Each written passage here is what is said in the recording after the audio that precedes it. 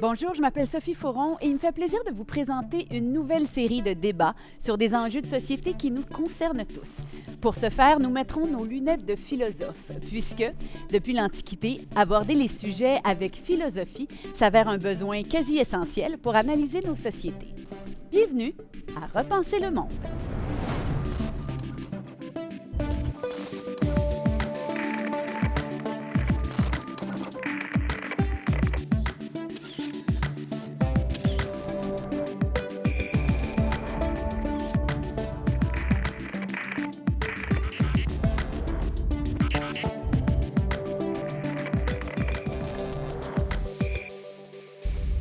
Bonjour à tous, bienvenue à Repenser le monde. Aujourd'hui, on parle de santé mentale avec nos invités qui ont tous la santé mentale à cœur, la leur, j'en suis sûre, et celle des autres. Je vous les présente à l'instant.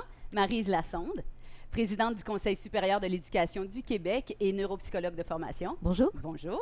Karine Igartua, Bonjour. psychiatre, professeure à l'Université McGill et présidente de l'Association des psychiatres du Québec. Bonjour. Enchantée.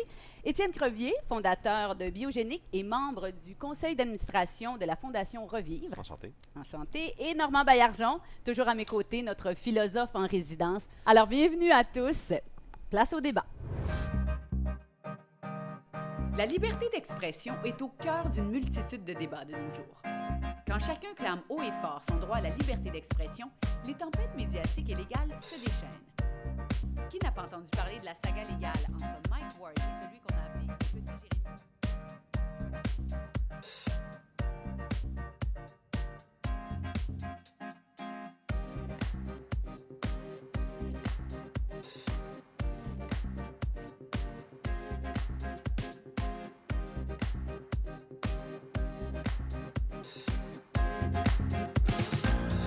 Normand, avant de donner la parole à nos invités, est-ce que vous pouvez nous dire comment les mots de l'esprit ont été perçus à travers les époques? Alors, je vais tenter un peu de mettre la table. C'est une question très vaste, très complexe, sujet à de très nombreux débats.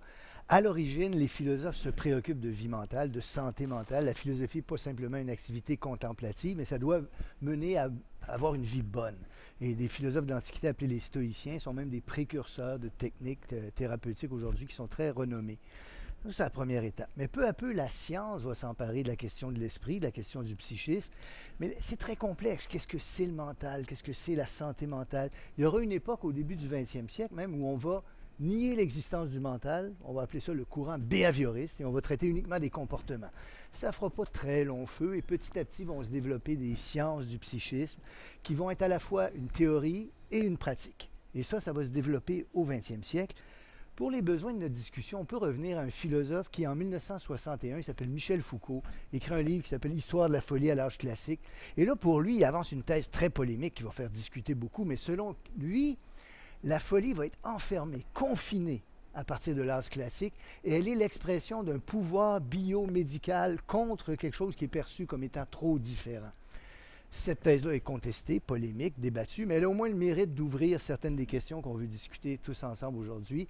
Qu'est-ce que c'est que la santé mentale? Qui le définit? Qui a l'autorité pour le définir? Et qu'est-ce qui s'ensuit en pratique? Voilà les questions sur lesquelles nous nous invitons à débattre. Pas mal. Je suis contente d'être ici, en tout cas. Nous aussi. Bien, merveilleux. Alors, je vous inviterai, on va faire un tour de table parce que j'aimerais vous demander si c'est possible de définir la maladie mentale en opposition à la santé mentale. Est-ce qu'on peut être en bonne santé mentale, mais avoir un trouble alimentaire ou une dépendance à la nicotine? Madame Lassonde. Oui, ben en fait, au Conseil supérieur de l'éducation, on s'est penché là-dessus beaucoup sur la santé mentale chez les enfants. En fait, et on vient de sortir un avis sur le bien-être de l'enfant à l'école et qui faisons nos devoirs. Et en réalité, la santé mentale, nous, on ne la définit pas comme l'absence de troubles mentaux. Pas du tout. C'est vraiment plus dans l'optique d'une santé mentale optimale, positive, c'est-à-dire une capacité finalement de pouvoir se réaliser indépendamment des circonstances, de certaines circonstances. Alors, on n'oppose pas, nous, santé mentale à trouble mental. On parle plutôt d'une santé mentale optimale, mauvaise santé mentale, donc de la détresse. Puis, on a présence de trouble mental ou absence de trouble mental sur un autre continuum. De sorte qu'un enfant, par exemple, qui a un trouble mental, peut peut-être avoir une bonne santé mentale s'il est bien adapté, s'il peut se réaliser. Voilà. D'ailleurs, Garthuan, oui. ouais, l'Organisation mondiale de la santé serait d'accord avec vous là-dessus. Là, on distingue pas santé mentale, de physique, de sociale. L'Organisation mondiale de la santé parle de santé avec toutes ces sphères-là et dit spécifiquement que la santé n'est pas simplement une absence de maladie. Moi, je vais vous dire, j'ai un problème avec ce terme santé mentale-là. J'ai un gros problème avec parce que je pense que c'est un terme qu'on utilise pour éviter de parler de maladie mentale. Donc, on parle de troubles de santé mentale, mais quand on fait ça, on est en train de confondre maladie mentale avec détresse psychologique. Et la détresse psychologique, ça peut être tout à fait normal. Mon chat est mort, je suis triste. Mon patron m'a manqué de respect, je suis fâchée. Je viens à une nouvelle émission de télé, je suis stressée. C'est toutes des émotions normales, c'est toutes des détresses Qu'on vit tous psychologiques presque à tous les jours, à la C'est limite. ça, mais c'est pas de la maladie mentale. Donc, ça, c'est une chose, je pense, le terme santé mentale vient vient confondre bien-être ou manque de bien-être avec maladie. Et l'autre chose que ça vient faire, c'est que ça vient cliver la santé comme si le cerveau ne faisait pas partie du corps humain et comme si les maladies mentales étaient différentes de d'autres maladies. Le cerveau, il baigne dans le même corps que les intestins, que le cœur, que la thyroïde. Et quand le cerveau, il disjoncte, ben, des fois, ça va faire des symptômes physiques, des fois, ça va faire des symptômes cognitifs, donc de mémoire, de concentration. Des fois, ça va faire des symptômes émotifs ou des symptômes de comportement. Mais on peut avoir ce même genre de symptômes-là avec une dysfonction de la thyroïde, avec une dysfonction des intestins. Vous savez, ça, c'est super fascinant. Là, maintenant, le microbiote intestinal là, vient influer sur le cerveau. Ça peut arriver aussi, cancer du pancréas, souvent, le premier symptôme, c'est de la dépression. Donc, quand on vient faire cette opposition-là de santé mentale avec santé physique, je pense que c'est de faire fi du fait que le cerveau, c'est un organe qui baigne dans le même écosystème que le reste des organes. Alors, pour les bienfaits de cette émission et des gens, il faut déjà, d'ores et déjà, appeler ça maladie mentale et ne pas s'empêcher, en fait, d'avoir cette terminologie-là. Oui, absolument. Soit qu'on parle de bien-être, puis du bien-être, c'est positif, ou on parle de maladie mentale. Mais je pense que le terme santé mentale porte à confusion. Parfait. Il y a de plus en plus, ça devient très grand public, la santé mentale, de plus en plus. Puis je pense qu'il y a eu une tendance aussi à la démocratisation, où est-ce qu'on entend des gens dire « Ah, je suis tellement TDAH aujourd'hui, ma foi », puis là, de dire comme... Et donc, oui, mais où est-ce qu'il y a le continuum? Puis ce que j'aime beaucoup, c'est l'analogie avec la santé physique. Il n'y a pas de santé sans la santé physique et mentale. Puis si je viens de courir un demi-marathon, ça se peut que j'aille mal aux muscles. Et donc, si je suis mon chat est mort, si je vis un divorce, je suis en train de déménager, ça se peut que j'aille mal aux muscles du cerveau. Et donc, l'analogie se fait très bien. Quelqu'un qui marche avec une canne, est-ce qu'on va dire qu'il est complètement malade? Non. Il n'est pas en santé. Il n'est pas en santé. Il s'est adapté à sa jambe qui lui fait mal et donc il y a une béquille. Et le même principe s'applique pour la maladie mentale aussi, avec tout ce qu'on a pu avoir comme traitement aujourd'hui. C'est très important, je pense. C'est le point le plus important, finalement. Est-ce qu'on peut traduire ce que distinguer vous ça. dites comme étant une remise en question de ce dualisme corps-esprit qui a animé la pensée occidentale depuis Ben, je pense que toujours? ce dualisme-là, c'est vraiment une méconnaissance du fonctionnement du corps et de du l'esprit. cerveau, Là. On peut le regarder dans le sens inverse aussi. Par exemple, quand on regarde l'exercice physique est bon pour l'anxiété, c'est bon pour la dépression, c'est bon pour réduire la tension artérielle, c'est bon pour prévenir l'ostéoporose, c'est bon pour prévenir l'obésité. Donc, on a une même intervention qui vient traiter toutes sortes de maux physiques et mentaux en même temps. Donc, je pense qu'il faut se rappeler que le cerveau fait partie du corps. Est-ce que c'est une vision très occidentalo-centriste aussi de parler de santé mentale? Vous parlez de l'OMS tout à l'heure. Ça ne se passe pas de la même façon dans tous les pays du monde. Mais j'ai un petit problème avec ça parce que c'est sûr que quand on regarde la pyramide de Maslow, il faut être capable de répondre à ses besoins de base, se nourrir, se loger. Puis des pays qui ne sont pas capables d'aller vers, dans le fond, l'épanouissement personnel, c'est sûr et certain qu'ils n'ont pas le temps de se poser la question. Et c'est prouvé, on le voit, la maladie mentale ou la santé mentale n'existe pas dans les pays d'Afrique subsaharienne où est-ce que la maladie mentale existe, mais la préoccupation avec le bien-être n'existe pas. Entièrement. C'est ça. Exact. C'est très bien. Vous répondez rapidement, mais c'est très clair. C'est comme une unicité, un consensus. C'est ça, il y a un consensus. parlons du fameux DMS, la façon de répertorier les troubles mentaux. Alors, pour ceux qui ne sont pas familiers, peut-être Dr. Igartua nous décrire ce que c'est le fameux DMS-5. C'est le DSM-5, c'est l'espèce de dictionnaire qui a été publié par l'Association américaine de psychiatrie. Il faut savoir que ce n'est pas le seul. Hein. Il y a le ICD, qui est l'International Classification of Diseases, donc la classification internationale. Donc, il y a 2 classifications qui existent et qui sont couramment utilisées. Ce sont essentiellement des dictionnaires de listes de symptômes.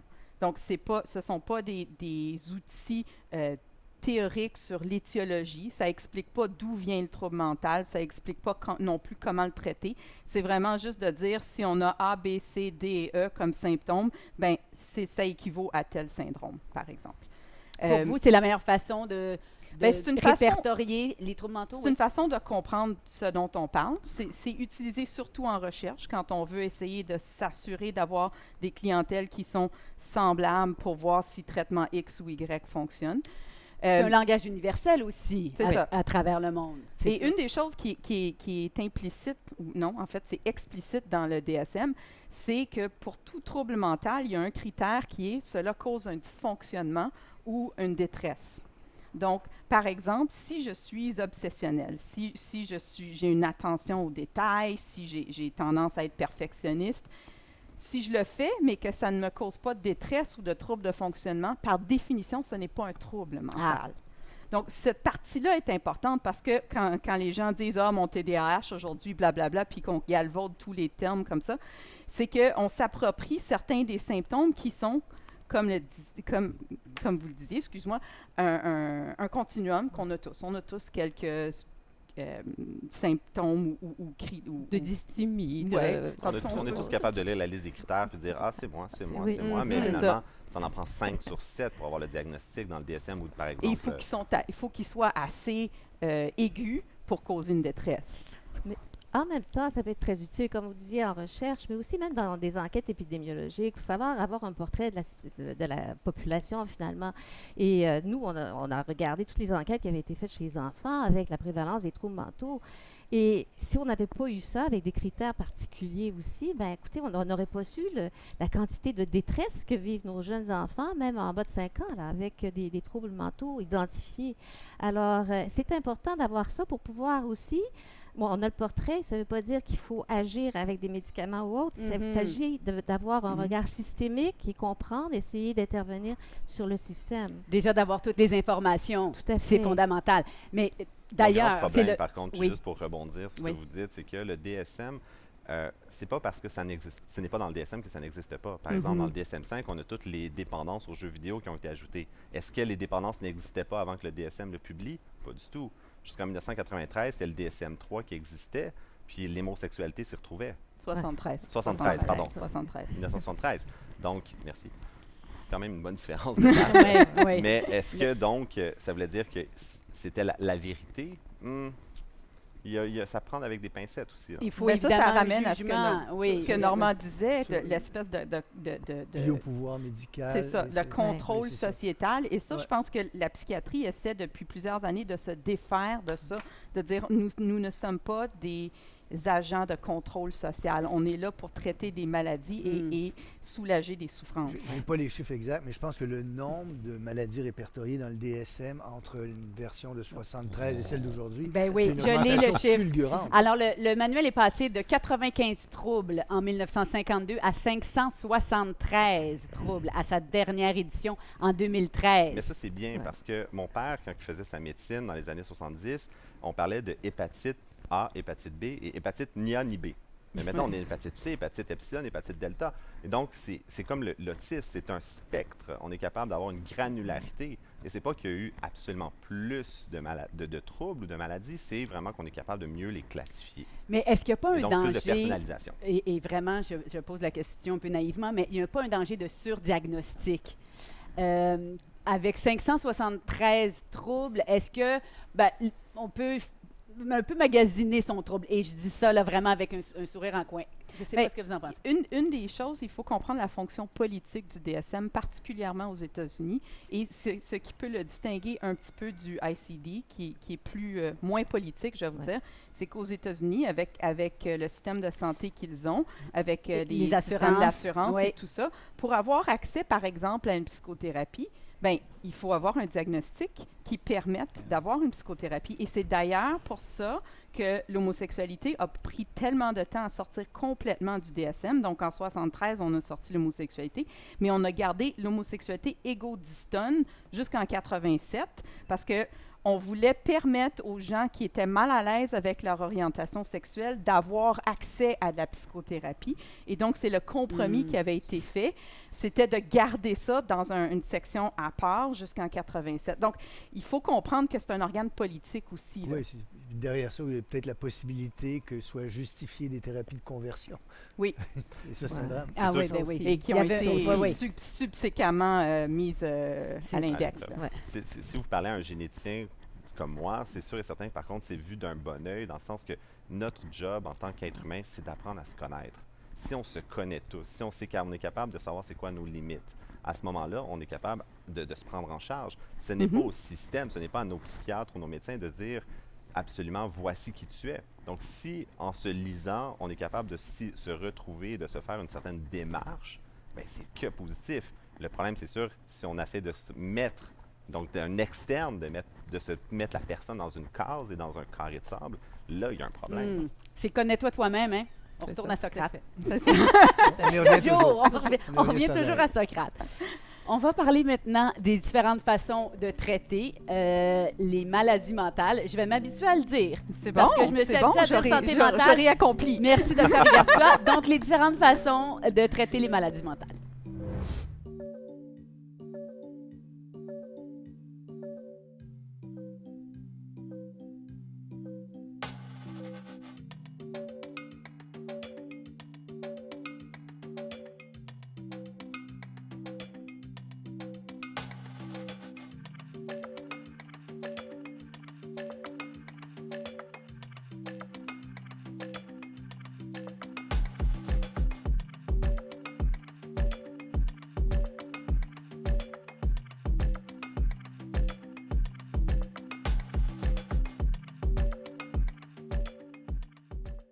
Normand, avant de parler des pratiques médicales, vous vouliez parler du but visé par ces pratiques médicales. Je vais essayer d'ouvrir la conversation qu'on va avoir là-dessus. Les pratiques psychothérapeutiques, psychiatriques, se situent à une frontière du descriptif puis du normatif. Ils engagent des actions au nom de certaines normes, certaines valeurs. Foucault et d'autres ont ouvert la possibilité que ce soit des formes de pouvoir qui se jouent là. Et on peut méditer cette question-là, elle est intéressante. Et on ne doit pas prendre ça à la légère. On a discuté tantôt de la place de l'homosexualité, c'est un exemple, mais Dans le je dessin. rappellerais que, oui, tout à fait, je rappellerais aussi qu'il est arrivé qu'on diagnostique chez des femmes des refus de s'adapter à des rôles sociaux qui étaient attribués aux femmes. Alors ça, c'est un exemple troublant aussi. L'antipsychiatrie, avec ses craintes, ses mérites et les critiques qu'on peut en faire, avait attiré l'attention aussi sur la possibilité qu'on soit en train de confiner des gens parce qu'ils ne se conforment pas à des règles sociales, à des normes sociales. Donc, tout ça pose la question de l'adaptation à la société, de la place de l'adaptation à les sociétés dans les traitements, dans les théories, dans les modes de pensée, le rôle peut-être politique même que peut jouer en catimini le politique et des valeurs politiques dans la désignation de la santé mentale ou de la maladie mentale et dans les traitements. C'est une vaste question, mais on est tenu de l'aborder aujourd'hui. Ça ouvre la porte aussi, en fait, à le psychiatre peut retirer les droits et la liberté à un patient temporairement s'il est à risque contre lui-même. Puis ça, c'est une des seules branches de la médecine qui a vraiment peu ce pouvoir-là, si je me trompe. En fait, tout médecin peut, pour 72 heures, mettre quelqu'un en ce qu'on appelle en garde préventive s'il juge qu'il est un danger grave et immédiat pour lui-même. Donc ça, c'est tout médecin peut le faire. Là où le psychiatre a le pouvoir de plus, si on veut. Puis en fait, c'est pas le psychiatre, c'est le juge qui va décider. Mais Okay. le psychiatre peut faire un rapport pour ce qu'on appelle une garde en établissement, c'est qui va prolonger, dépasser le 72 heures. Et là, le danger a besoin d'être moins immédiat, mais quand même grave. Et c'est un problème parce que souvent, les gens qui ont des maladies mentales sévères ne sont pas nécessairement dangereux pour eux-mêmes. Et là, les familles nous disent, vous devez le garder, il est malade, il est malade. Oui, il est malade. On est tous d'accord qu'il est malade. Il hallucine, il entend des voix, il est délirant, il pense que la CIA le suit, mais il n'est pas dangereux. Puis la limite de la loi au Québec, et c'est là qu'on a fait des progrès énormes là, par rapport à ce que ça a pu être dans le passé, mais la limite de la loi au Québec, c'est que si tu n'es pas un danger grave et immédiat, on ne peut pas te garder contre ton gré. Donc, on est un petit peu le damned if you do, damned if you don't. Là. Les gens qui nous disent, les familles qui nous disent, gardez-le, il est malade, puis les patients qui disent, mais je ne veux pas rester. Il n'y a pas de bonne réponse, Il y a pas- là. c'est C'est ça. Oui. un lose-lose, comme on dit. Ouais. Et au niveau des traitements, j'aimerais vous entendre là-dessus. La médicalisation, les thérapies et toute autre forme de traitement éventuel, ça aussi, on pourra en parler. Est-ce que c'est les meilleures façons pour traiter la maladie mentale? Bon, c'est certainement une façon, bon, on va en entendre parler, mais ce qui nous a troublé beaucoup, nous, quand on a fait l'examen un peu des médicaments qui sont pris par les enfants du primaire, Oui. c'est la quantité de médicaments. Là, on a fait ressortir des antidépresseurs et puis les gens qui travaillaient sur la commission disaient, dans mon école, c'est pas rare qu'un enfant de 8 ans, il y a 2 ou 3 médicaments, un antidépresseur, un antipsychotique. C'est incroyable. Puis on est la province aussi au Québec qui prescrit le plus de médicaments pour le TDAH. déficit d'attention Ouais. En avec fait, sans on est parce la qu'on a une province meilleure- où il y a le plus de prescriptions remplies. Oui. Donc, je ne sais pas si on en prescrit plus, mais le fait que tout le monde ait une couverture pour les médicaments au Québec, chose qui n'existe pas nécessairement ailleurs, et le fait que les adaptations scolaires ne sont pas, elles, disponibles, que les psychothérapies ne sont pas, elles, couvertes, fait en sorte que un enfant qui dérange en classe, un enfant qui a des difficultés, c'est la chose la plus facile à faire, c'est C'est la ça. pilule. la béquille. Médicamenté. Selon l'INES, ils n'avaient pas vraiment d'explication. Ils disaient, Mhm. c'est sûr que c'est gratuit chez nous, puis en fait, peut-être qu'il y a une pression sociale, pression des parents, pression de l'école et tout ça, mais les chiffres sont vraiment Oui. très contrastés. Là. C'est 5 fois plus au Québec qu'ailleurs. là. 5 fois plus. Ah oui, Non, mais- oui, c'est Et d'ailleurs, énorme. ça a augmenté beaucoup aussi Oui. dans les dernières années. Ça, tant les médicaments pour le TDAH, mais aussi les médicaments contre la dépression, les anxiolytiques, les antipsychotiques chez les enfants, là, chez les Oui. adolescents. Et Et le nombre d'adolescents qui se disent en détresse psychologique a Ah doublé, oui, les il y en troubles a. anxieux. c'est le tiers des adolescents. Oui. C'est ça le chiffre selon le rapport portrait du bien-être des jeunes au Québec. Oui. Eh bien, Oui. voilà. Merci, Madame Lassonde. Plus du tiers des adolescents se situent à un niveau élevé sur l'échelle de détresse psychologique. On parle de 37,3 Oui. Oui. Comment ça s'explique? Ça, je veux rebondir sur ce que Normand disait tantôt, là, sur le contexte social. Tu sais, on parlait Oui. des femmes qui se rébellent contre le contexte social des femmes. Je pense que là, il y a une explication sociale à ce qui se passe. On a une poussée de la technologie depuis quelques années et la technologie, en théorie, c'est supposé nous donner plus de temps pour plus de loisirs, plus d'épanouissement, plus de réflexion créative, plus de temps en famille, mais c'est pas ça que comme société, on a fait avec la technologie. On a utilisé la technologie pour augmenter la productivité et augmenter les demandes de productivité.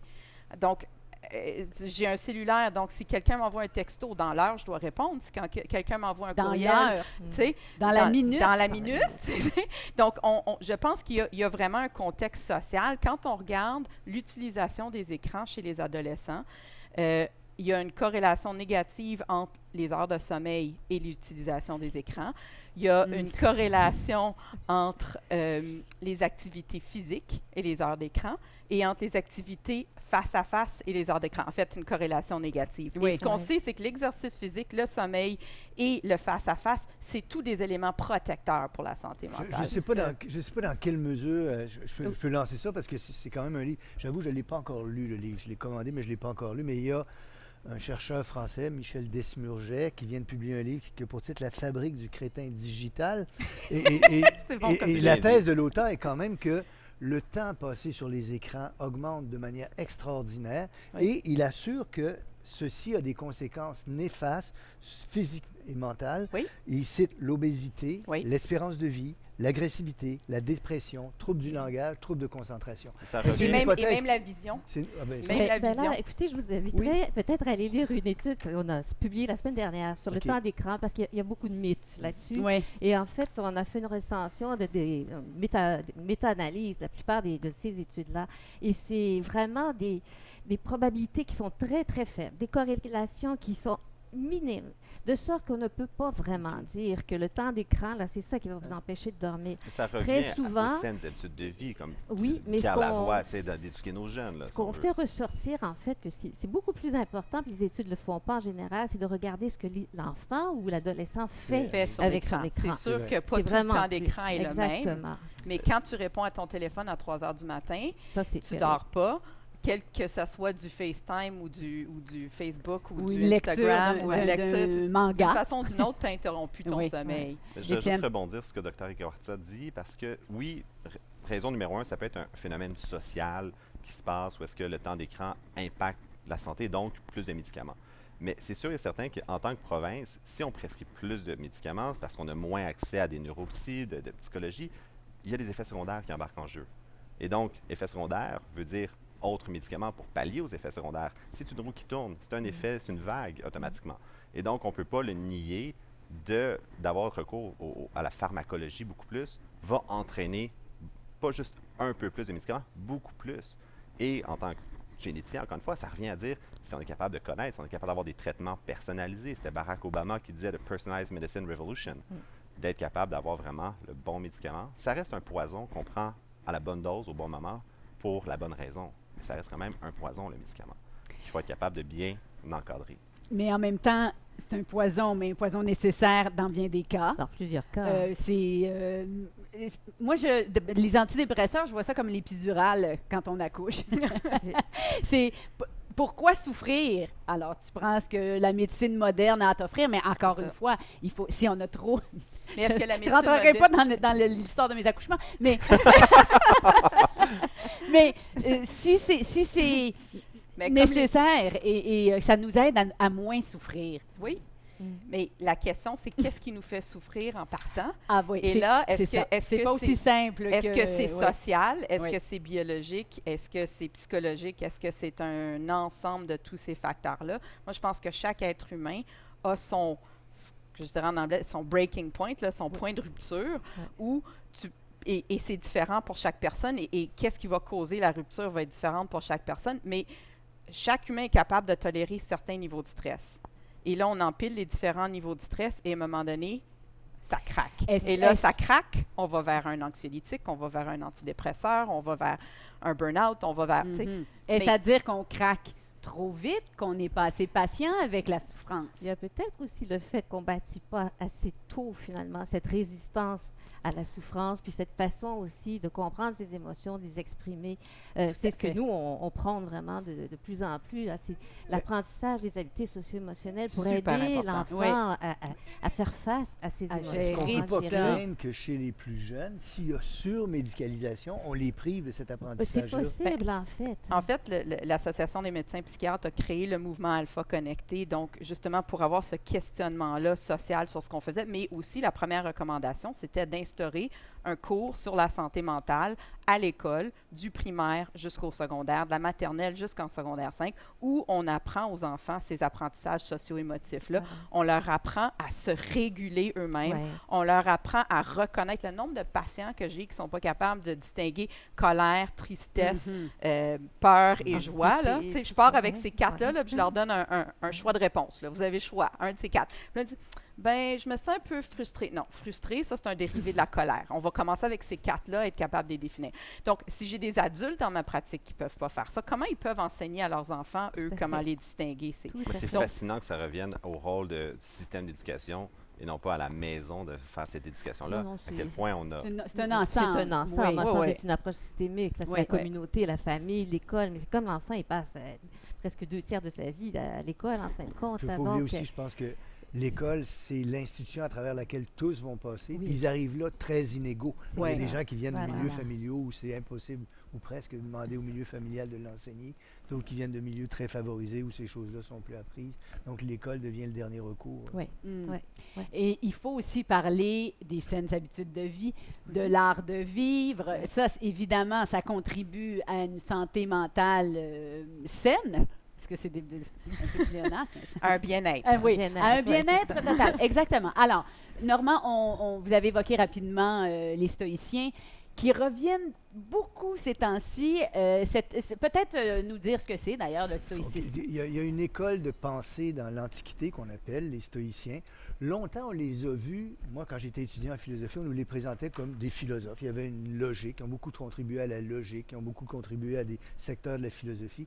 Mais on avait beaucoup oublié que ces gens-là prônaient des exercices spirituels. C'est comme ça qu'on les a appelés. On les a redécouverts dans les années 60 ou 70, des chercheurs français notamment qui ont beaucoup fait pour ça.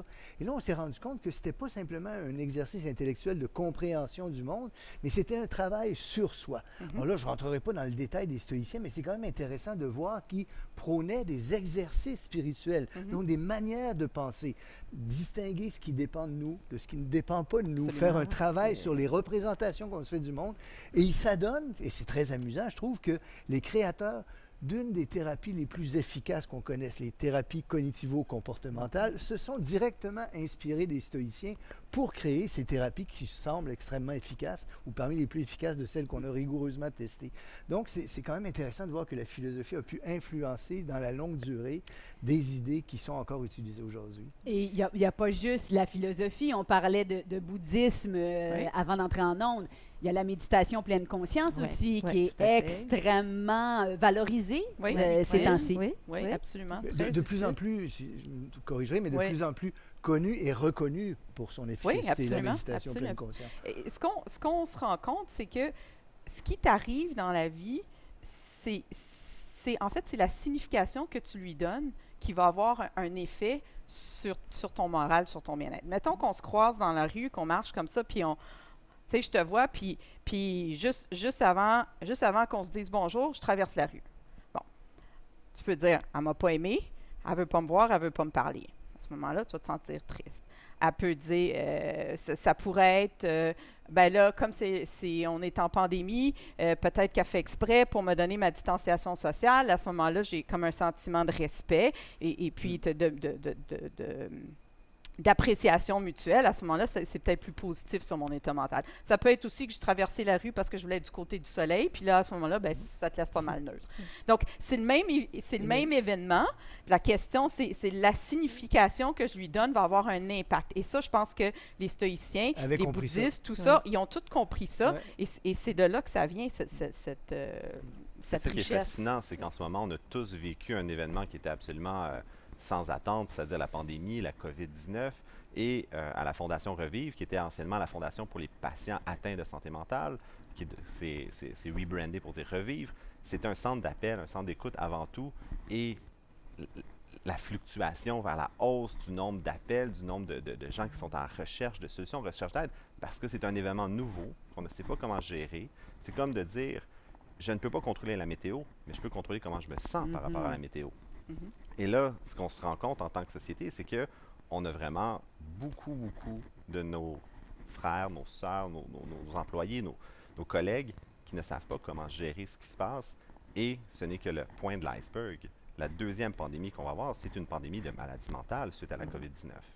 Oui, la COVID-19 a vraiment cassé notre illusion de contrôle. Oui, Tu sais, on c'est pensait tous avoir un certain contrôle sur notre vie, puis là, tout d'un coup, du jour au lendemain, tout a chamboulé. Et il y a des gens qui sont capables de se revirer de bord, puis sont plus agiles par rapport à ça, et d'autres personnes qui sont complètement déstabilisées par cette perte de contrôle. C'est un apprentissage. On peut vraiment enseigner cette adaptation-là que la population peut avoir? Bien, il y a certaines choses au niveau de la résilience que oui, on peut enseigner, absolument. Je ne sais pas si vous voulez rebondir sur la résilience. Tout à fait, mais je pensais aussi aux stoïciens, parce que c'est un peu ça, c'est bâtir la résilience. Finalement, c'était vraiment ça, le stoïcisme aussi. Des exercices qu'on pratiquait au jour le jour, littéralement. Tout à fait. Mais, ça fait partie aussi de l'enseignement des habiletés socio-émotionnelles. Comprendre ce qu'on ressent, notre émotion, pouvoir l'exprimer, mais pouvoir aussi la réguler. Si je donne l'exemple qu'on donne, c'est qu'un enfant qui a une mauvaise note en mathématiques est vraiment triste. Bon, s'il est capable de dire à ses parents, je suis triste, ça va pas bien, puis s'il est capable de réguler en se disant, je sors dehors, là, puis ça va me faire du bien, je vais aller jouer avec mes amis. Donc, ça peut aider à contrôler ça. Puis la même chose pour la réaction à la pandémie, finalement. Il faut comprendre ce que ça nous donne, il faut pouvoir l'exprimer, partager comme on le fait maintenant, mais aussi trouver des moyens de compensation également, là, des moyens de pouvoir contourner un petit peu le problème. On revient à Socrate encore une fois. Il y a beaucoup, beaucoup de travail à faire, de chemin à faire, et on voit que ça part très, très jeune, mais il y a aussi beaucoup de préjugés encore associés à la maladie mentale, et on en parle dans le prochain bloc.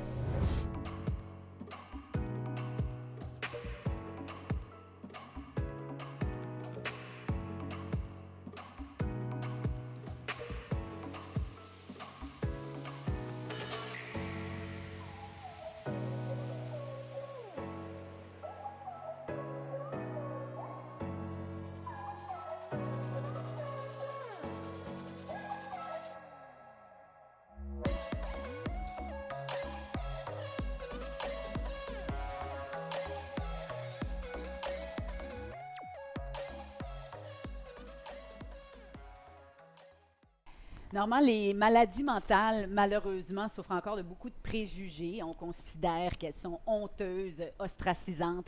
C'est encore malheureusement le cas. C'est une très vaste question, celle-là. Je vais très modestement lancer quelques pistes de réflexion. Une d'entre elles, c'est ces sciences-là du psychisme sont véritablement difficiles. Alors, ils entrent dans des territoires qu'on ne maîtrise pas toujours très bien.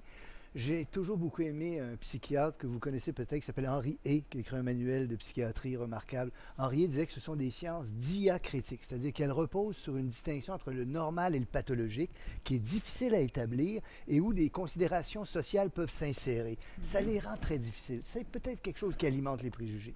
Une autre chose que j'aimerais dire, même si je ne me ferai pas beaucoup d'amis, c'est qu'il est arrivé qu'il y ait des pseudosciences là-dedans. Oui. On a fait beaucoup de cas de la psychanalyse, qui, à mon humble avis, est une pseudoscience. Alors ça, et quand on voit l'ensemble des thérapies dans lesquelles les psychologues ont dû faire le ménage, parce qu'il y avait toutes sortes de choses qui se donnaient comme des thérapies, mais que c'était de la pseudoscience, ça peut alimenter aussi une certaine suspicion à l'égard de ce qu'on appelle maladie mentale. Mais je donnerais une dernière chose. Je dirais qu'il y a une espèce de défaut d'assignation de responsabilité avec la maladie mentale. On se dédouane très facilement d'une maladie physique, même si on en est responsable, parce qu'on a fumé toute sa vie, on se retrouve avec un cancer, mais il y a un défaut d'assumer la responsabilité de la maladie mentale elle-même. Et c'est-à-dire qu'on on refuse de faire face à cette vérité-là qu'on souffre d'une maladie mentale. Alors je pense que tout ça, ces trois éléments que je viens de donner, jouent peut-être un rôle dans l'explication des préjugés à l'endroit de la maladie mentale. Mais c'est intéressant parce qu'on est, comme vous dites, parfois responsable de nos maladies physiques, mais pas responsable nécessairement, en fait, souvent pas responsable des maladies mentales. Le généticien va peut-être vouloir rebondir là-dessus. Ouais, c'est sûr qu'un des grands problèmes, je dis problème, mais c'est juste que la science n'est pas rendue là, c'est qu'on a des marqueurs biochimiques pour n'importe quel cancer, pour le diabète, mais on n'a pas de marqueurs biochimiques pour les maladies du psyché. On commence tranquillement pas vite à être capable de doser certaines enzymes pour dire dans le cas de dépression, il y a telle enzyme qui n'est plus là, ou le cortisol est trop élevé. Mais ce qui est très intéressant, c'est surtout qu'on commence aussi à voir que les décisions qu'on prend dans notre vie ont à se transmettre à nos enfants. Oui, donc les femmes qui ont fait des dépressions majeures dans leur vie ont un hypothalamus, qui est dans le fond ce qui sécrète le cortisol, l'hormone du stress, plus petit que la moyenne, donc il est atrophié. Et les enfants de ces femmes-là ont des hypothalamus plus petits que la moyenne. Ah, oui. Et donc, finalement, l'épigénétique se transmet. Quand je parlais de la complexité de ces sciences-là, c'en est un bel exemple. Si on ne soupçonnait pas ça il y a 50 ans. Pas en tout. C'est ça.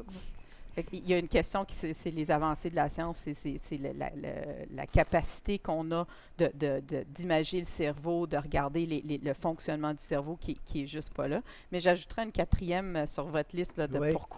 pourquoi on a des préjugés. Tout le monde a déjà vécu une tristesse. Et les gens ne font pas la distinction entre une tristesse qui peut être normale ou qui peut être à cause des significations qu'on a données aux événements dans notre vie, et une dépression. Alors, les gens disent « Ah, je suis tellement déprimé aujourd'hui. » Bien, une dépression, là, c'est pas aujourd'hui puis pas demain, là. Une dépression, c'est une maladie du cerveau où il y a un engluement des pensées. La pensée est engluée, elle est ralentie. On est moins capable de faire des liens, de faire du problem solving. La mémoire est moins bonne. Et notre appréciation des informations est biaisée aussi. Donc, on a tendance à évaluer les choses de façon erronée. Donc, on ajoute à ça, manque d'énergie, tristesse, pleurs, tout ça. Mais il y a une différence entre la tristesse normale que quelqu'un va avoir quand son chat est mort et une dépression qui est vraiment un cerveau qui est englué. Là. Et je pense que une maladie. Et je pense que le fait que tout le monde a été triste dans sa vie, mais pas tout le monde a eu une dépression dans sa vie, quand quelqu'un qui a déjà vécu une tristesse voit quelqu'un qui a une dépression, il dit, ben oui, mais relève-toi, prends-toi, là, jase avec tes amis, ça va mieux aller. Là. Je pense qu'il y a ça aussi. Tout le monde se pense expert en santé mentale parce que tout le monde a déjà eu une détresse psychologique. Mais je pense que c'est générationnel. Parce que je pense que, moi qui ai un TDA diagnostiqué, trouble déficitaire de l'attention et d'anxiété, en fait, je vois une grosse différence entre les baby boomers, génération X, génération Y, où est-ce que les Y, ça commence entre nous à être, entre nous, mais je veux dire, être beaucoup plus accepté, s'il y a vraiment moins de stigmates. Mais j'en sens encore beaucoup sur une génération plus âgée, où est-ce que c'était vraiment, là, on ne parlait pas de sa santé mentale. Complètement. C'était tabou. Oui. Est-ce que cette idée que j'évoquais tantôt, là, qu'on est responsable de ça, donc il faut prendre en charge soi-même cette chose-là, est-ce que ça a peut-être joué un rôle dans la transformation générationnelle que vous évoquez? Peut-être. J'imagine que quand on a vécu la guerre aussi, c'est peut-être ça laisse certaines marques. Je ne peux pas commenter. Est-ce que la pandémie va laisser des marques sur la génération des millennials, sur la façon qu'on gère notre santé mentale? Le temps va nous le dire. Mais d'être capable au moins d'avoir l'ouverture, puis de se dire que, mais on connaissait peut-être pas tout dans les années 60, dans les années 50, mais maintenant, on s'adapte.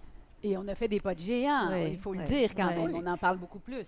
Je voulais juste revenir sur l'épigénétique dont vous parliez tout à l'heure. Et donc, c'est vrai finalement que de génération en génération, des gens qui ont été vraiment dans le stress chronique et tout ça peuvent avoir des changements cérébraux.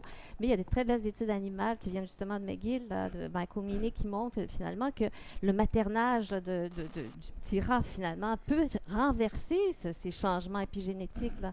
Ce rat-là va pouvoir développer certaines structures de son cerveau avec une meilleure production de cortisol, puis ça va se transférer dans les générations. Donc, il y a quand même espoir. Ça, j'allais dire, il faut ça pour avoir l'espoir. Sinon, la thérapie, ça donne rien. Voilà. Bien, moi, je dirais aussi, tout se passe de 0 à 6 ans.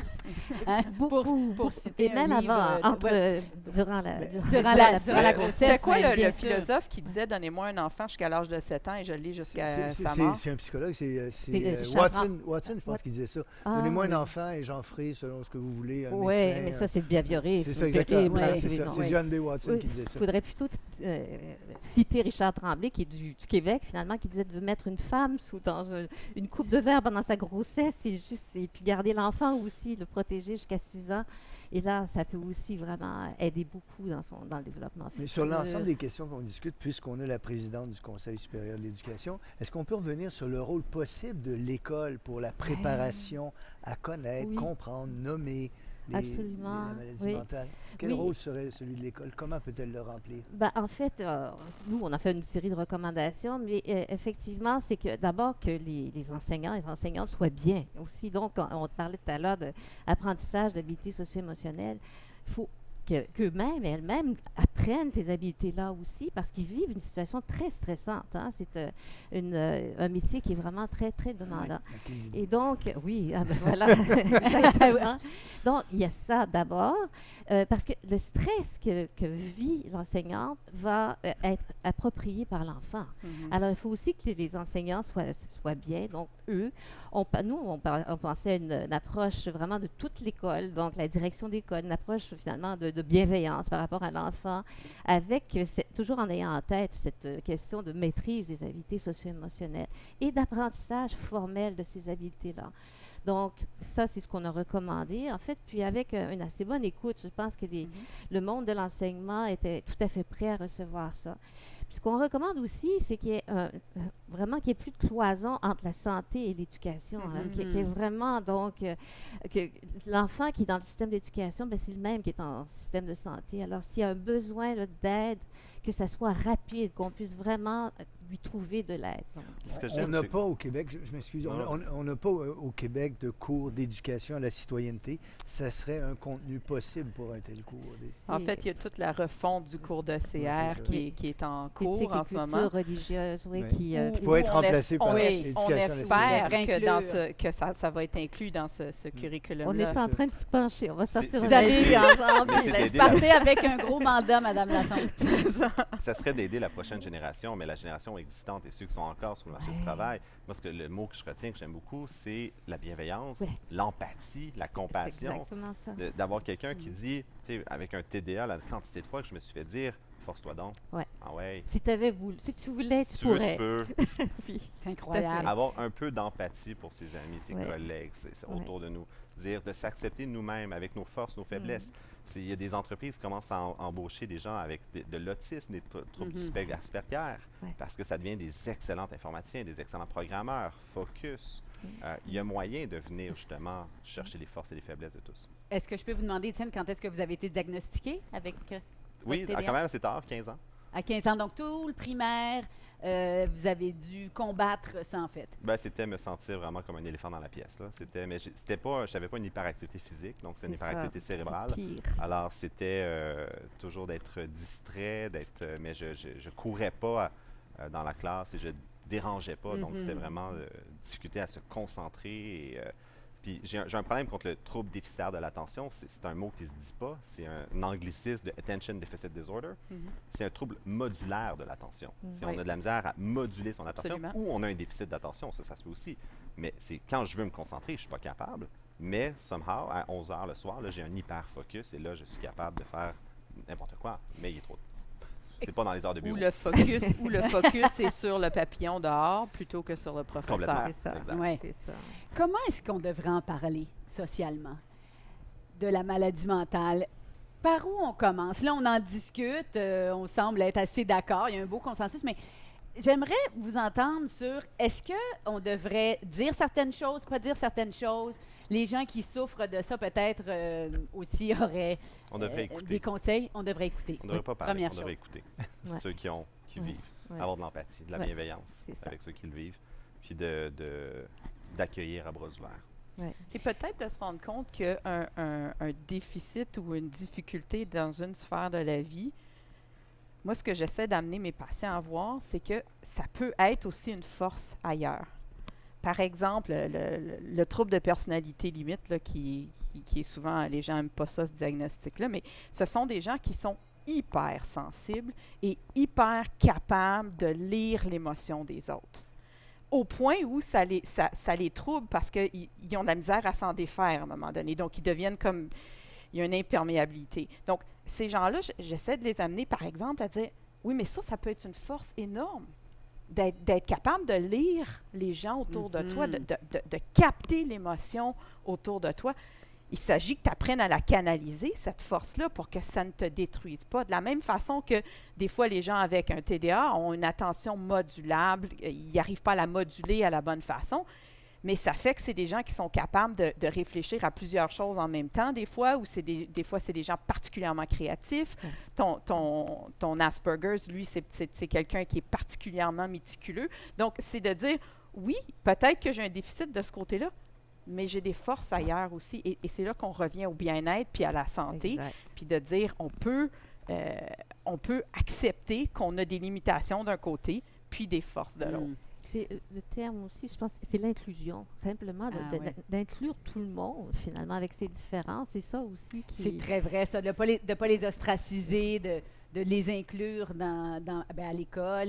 Oui, partout, depuis tout petit. Pensons à un enfant de 8 ans qui se fait dire que tu es troublé et déficient.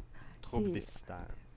Ça se dit pas. Ouais. C'est énorme. Puis il y a des stigmates qui restent et ça peut créer d'autres problèmes, en fait, probablement plus graves. Ben oui. On va terminer par une grande question sur la dictature du bonheur. Ah. Je me demande si on met trop d'accent là-dessus dans notre société. Puis est-ce qu'on est obligé, Normand, d'être heureux? Hey. Normand, tu vas nous régler ça. J'avais le goût de lancer la conversation en me faisant plaisir. Alors, on a beaucoup parlé de philosophes jusqu'à maintenant. Moi, sinon le philosophe que je préfère au 20e siècle s'appelle Bertrand Russell. Je ne sais pas si vous le situez. C'est un logicien, mathématicien extrêmement important. On ne s'attend pas ça de lui, mais il a écrit un livre sur le bonheur, Russell. Okay. Alors, c'est assez étonnant quand même. Et dans ce livre, écoutez, il énumère des causes du malheur. L'esprit de compétition, l'ennui, la fatigue, l'envie, le sentiment de culpabilité, la peur de l'opinion publique. C'est des choses qui me semblent rester assez actuelles. Et il dit, par contre, on peut avoir toutes les conditions pour être heureux et ne pas l'être. Et son livre s'appelle « La conquête du bonheur ». Alors pour lui, le bonheur, être heureux, c'est une conquête qui se pratique. On apprend à conquérir le bonheur. Je vais vous donner quelques-uns des éléments qu'il donne comme étant des moyens possibles de conquérir le bonheur. L'enthousiasme pour la vie. Alors, il y a des gens, par exemple, pour qui manger, c'est rien, on mange parce qu'on en a besoin.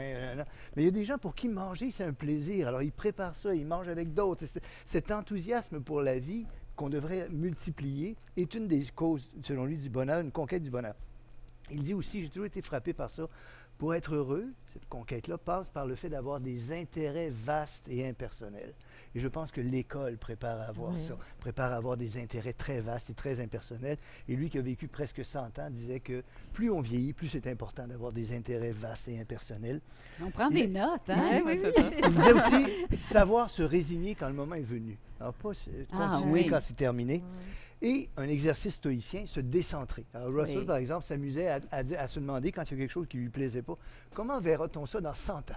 Et là, tu te décentres par rapport à ça et tu surmontes plutôt facilement la chose qui te rend malheureux. Donc, la conquête du bonheur, selon Russell, ça me semblait amusant de souligner que ce grand logicien mathématicien avait jugé bon d'écrire un livre sur la conquête du bonheur. Qu'est-ce que vous en pensez? Je parlerais plutôt de bien-être, Oui.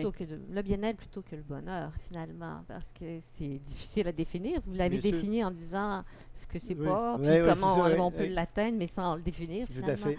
Alors moi, je pense que c'est important de se sentir bien parce que, je pense, vous pourrez me corriger, mais quand on est bien aussi, ça veut dire qu'il va y avoir un bien-être physique également. Là, donc, Les la deux vont santé ensemble, physique oui. va aller de relié. pair avec ça. Donc, pour moi, c'est plutôt le bien-être. Est-ce qu'il y a une pression pour être heureux? Mais il y a un livre que j'aime beaucoup qui s'appelle Le piège du bonheur, The Happiness Trap, qui est en fait la thérapie d'acceptation et d'engagement. Donc, c'est de s'accepter. Puis, je pense que c'était, je ne suis pas philosophe, mais Épicure, en fait, on dit les épicuriens. Je suis tellement épicurien aujourd'hui, ça veut dire j'aime les bonnes Plaisir, choses, oui. j'aime le Il était plaisir. de la pas ça du vie. tout. Mais le philosophe, à la base, Épicure, était quelqu'un qui avait beaucoup de maux de dos, qui avait des douleurs. Il prenait des bains chauds pour se calmer. Donc, lui, c'était ça. Il se privait de bains pendant des mois pour finalement, quand il en prenait un, de l'accepter, de l'apprécier. Et donc, c'est d'accepter son état et finalement de trouver des mécanismes pour vivre le bonheur. Alors, c'est quand même drôle de dire que le philosophe, à la base de l'épicurisme, était quelqu'un qui souffrait beaucoup. Il aurait peut-être pris des antidépresseurs. Hein? On sait Des pas. antidouleurs. Ou ou d'autres choses. Ou de la méditation. Ah, peut-être. Docteur Gartois, est-ce que vous sentez ça chez vos patients? Qu'il y a une espèce de quête continuelle? Je pense qu'il y a une intolérance à la détresse. Mm. Et je pense que ça, c'est très nord-américain, c'est très culturel. Et je pense que ça revient à la pyramide de Maslow tantôt. Une fois qu'on a un toit, une fois qu'on n'est pas à la quête du prochain repas, comment je vais faire pour me nourrir, on a comme une intolérance à la détresse. C'est comme si on devait être heureux tout le temps. Et des fois, il y a des choses dans la vie qui vont nous rendre malheureux. Et Et c'est c'est normal. correct. Et en fait, les émotions sont là souvent pour nous donner un cue, pour nous dire, attention là, tu sais, si je suis irritable tous les jours quand je rentre à la maison, peut-être qu'il se passe quelque chose à la maison qu'il faudrait que je regarde. Pourquoi, quand j'arrive à la maison puis que je suis irritable, qu'est-ce qui se passe dans mon milieu? Donc, l'émotion, elle peut nous donner une information, elle peut nous faire... ça peut être comme un signal d'alarme pour nous dire, il y a quelque chose peut-être à changer dans ta vie. Donc, je pense que ce qu'on voit souvent, c'est ça. C'est une intolérance à la détresse et le fait d'avoir l'impression qu'on devrait être heureux tout le temps, je pense que c'est une erreur. Si vous aviez un conseil à donner pour qu'on déstigmatise les troubles mentaux, qu'est-ce que ce serait? D'apprendre à se connaître, de s'accepter, puis de ne pas donner cette charge-là à son médecin ou à son psychologue ou à son entourage. De se vraiment responsabiliser. de se responsabiliser dans le processus de se connaître, que ce soit par une thérapie, que ce soit par des sports, que ce soit...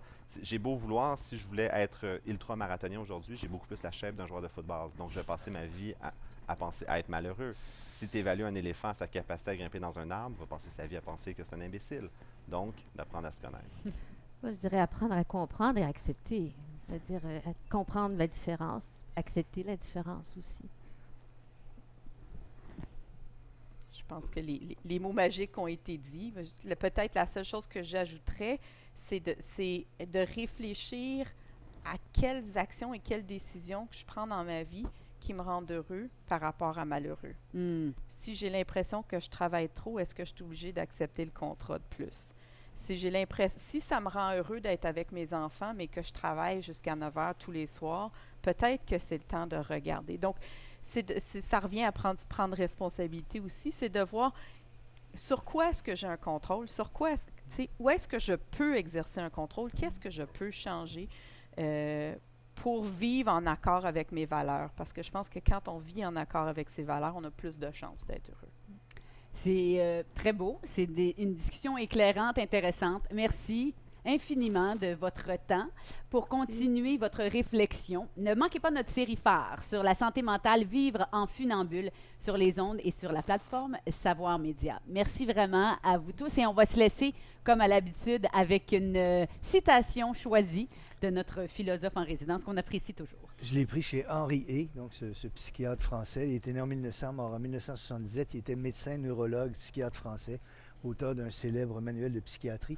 Il rappelle peut-être le sérieux de la discipline ou son importance dans cette citation. La mission du psychiatre, soit comme médecin d'établissement public, soit comme expert, soit comme médecin privé, cette mission est toujours la même. Délivrer le malade de sa maladie qui est essentiellement une pathologie de la liberté. Car la psychiatrie, c'est sa gloire et son soutien, a pour seul but d'aider l'homme malade à retrouver sa liberté. Non pas seulement celle qu'il retrouve en sortant des murs de l'asile, mais celle que la désorganisation psychopathologique de son être tient au fond de lui-même prisonnière. Très bon. Super. Bien dit. Moi, je pense que c'est bien dit. Merci beaucoup. Merci à vous tous et à bientôt pour Repenser le monde.